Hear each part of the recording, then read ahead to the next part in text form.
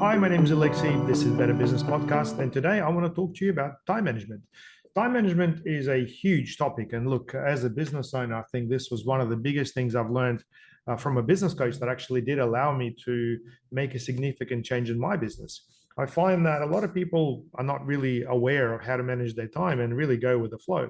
Now, there's a couple of tricks that you could potentially apply to get more out of your day, but it really depends what your goals are. So I think before you jump into any time management or anything else, it's important to understand that, if you got goals of potentially being able to do more or be able to, complete certain tasks or be able to work efficiently as a team, it all really bottlenecks to time management. So productivity, efficiency, overall success are the sort of goals that you potentially be looking at. So first of all, I think it's important to be self-aware and understand exactly what's happening with your time, because a lot of the time we do spend time in situations like commuting to work, for example, or we spend our lunchtime a certain way. And look, while efficiency is all good and well, you obviously also want to be able to maintain the work-life balance, because otherwise, without a proper rest, you'll run yourself to the ground. So I think it's important to understand and identify exactly what your goals are before you jump on anything. Now, it's also very important to understand what your time wasting habits are, because a lot of the time we sort of fall into this habit where one thing sort of leads to the other. Hey, you may start watching a YouTube video and next thing you know, you're checking out some music videos or whatnot, and your time's gone sideways. Certainly anything to do with social media, YouTube, Facebook, and so on, is designed specifically to engage us to the maximum and really play with our dopamine levels. Now, that's completely another topic altogether, but you need to understand that there's obviously a formula behind all this as to how it actually engages you and why it is that you're spending a lot of time with things like Netflix, for example. It is very addictive, by the way.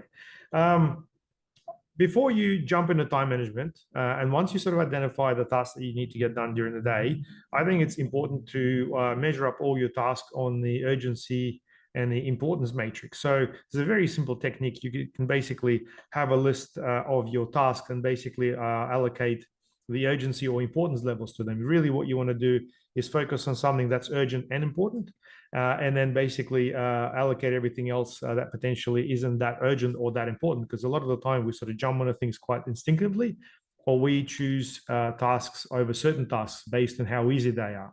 Now, I know there's obviously a big topic of multitasking, and multitasking is overall not good for you in the long run. I mean, it may be a good idea to run a couple of things side by side, but if you do this continuously, it does really create a lot of chaos in your head. And overall, if you're managing many things, if you're doing many things at once, what really matters is what you're able to complete. Do you want to try to manage a number of projects but not finish anything in one day, or do you actually want to have a solid outcome or something?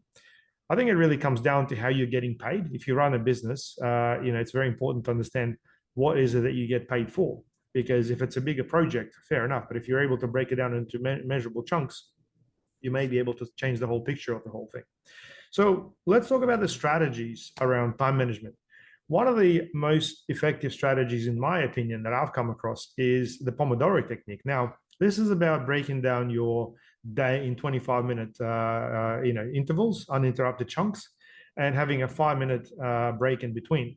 Now, it's been proven that if you work in 25-minute intervals without any disruptions, you are able to get a lot more done. So it's just about zooming in and being focused on the whole thing. In fact, Tim Ferriss has got this whole show called the Tim Ferriss Experiment. He does talk a lot about uninterrupted study time when he talks about things like learning a language, for example. So it's super important. It's about the way your brain works at a certain level in order for you to actually get the most out of it. So first rule is make sure that you break down your day into 25-minute chunks. So 25 minutes, 25 minutes, 25 minutes, and then you want to make sure there's 5-minute breaks in between. Go for a walk, drink of water, go to the bathroom, whatever it is that you need to do, but disconnect for 5 minutes and then come back and do another 25.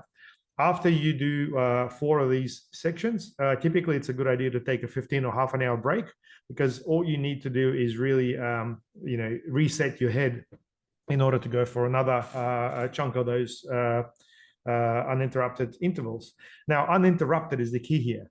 If people walk in and say, hey, can I talk to you for a minute, or do you have 5 minutes? Really, you just need to put a note or tell everybody that you're not to be interrupted, and make sure that you set your phone not to interrupt you as well. And I think this is what's going to help you really focus. You'd be surprised how much you get done. I find that having, maybe 2 hours all up of this uninterrupted time in the morning really allows me to get all the key things out of the way. And really, it's about making sure you can plan forward as well. So if you can really define a little bit of a schedule for these uninterrupted chunks to be slotted in, that works even better. You may find that historically, you may potentially see patterns as to how you run your week. Maybe there are some days you're really good at calling people, or maybe some days are really good at doing your payroll and so on. So if you see these patterns and they work for you, maybe there is a bit of a natural pattern in what you do, and it's just about making this a little bit more efficient for you too. Now, one thing I find a lot of people do is emails. Hey, if you're in front of a computer, you've got your emails running in front of you ongoing. Now, the tip that I got from my business coach when I got into time management was to basically check my email only a few times a day. Now, yes, that did sound very strange. However, I think that was one of the best tips. If you check your email in the morning and basically come up with a task list for your day, and then maybe check that around lunchtime, and then the end of the day, you'd be surprised how much more you can get done. It's purely all about that distraction that the email creates when you're sort of trying to focus on something. And a lot of the time we do it so much that we don't even notice it. There is the email, there is the phone, there is a social media, there's someone walking in, there's someone calling you. There's so many things that will take you out of your routine. But if you're able to focus and really develop better habits, I reckon that's what's really going to help you. So Pomodoro is one of those techniques, and I think you should definitely try it. Now, a bit of a tip here. If you're using Chrome browser, I think Firefox may have this as well, but there's actually a Pomodoro timer plugin available. So by default, if you set it up, it'll actually start to run those 25-minute intervals for you, and you can actually change and adjust that as need be as well. So I think that's super tool, and you should definitely give that a try. It is very difficult at first to trial something like that, but I'm pretty sure if you have at least a couple of runs, or at least let's say aim for 4 uninterrupted sections throughout the day, you would be surprised how much you're going to get done. So another thing is distractions.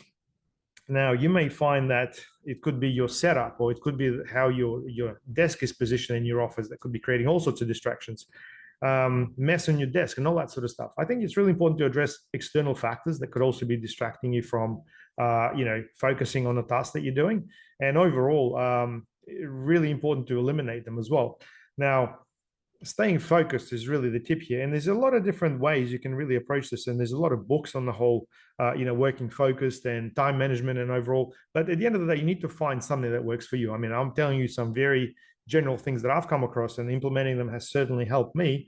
However, I find that everybody's different, and sometimes you need a little bit more of a guidance in order to be able to really come up with something that works for you specifically. So I find that you really need a source or something that actually provides more references to the problem. So one thing I found was this book called Atomic Habits by James Clear.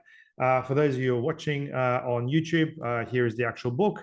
For those of you who are not, I will add a link in the actual description of this podcast. But James Clear talks about how tiny changes make remarkable results. So as an example, he talks about little things like, okay, if you want to start, let's say, jogging in the morning, putting your runners early on actually does motivate you to do things differently. So having your running shoes right next to your bed could potentially really change everything around. If you want to start consuming more water, for example, having a water right next to your bed or filling up your water bottle, before you go to sleep could actually make quite a substantial difference. Now, just like that with time management, all the small, tiny changes can make a huge difference. And I think if you're looking for something a little bit more broken down, Atomic Habits is a great book to potentially listen. I love audio, or read if you like the physical books, in order for you to get a little bit more guidance around this as well. Now, at the end of the day, I think if you're able to delegate better and work with a team, if you're able to manage your time and other people's time, I think you'll be able to create a better change. So for me, this is one of the approaches to improving your business and making it better, time management. If there's something else, please feel free to share with me and our listeners as well.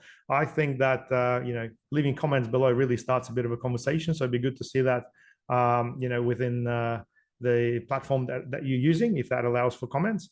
Otherwise, look, guys, I look forward to your questions on time management. I have done quite a lot of different personal development coaches, and time management was actually one of the first. So I 100% appreciate everything that I've learned. And I think if you're able to make your day, 5 or 10% more efficient and balance out between your work and your life, I think you'd be a lot happier as well. Anyway, my name is Alexei. This is Better Business Podcast. I hope to speak to you soon.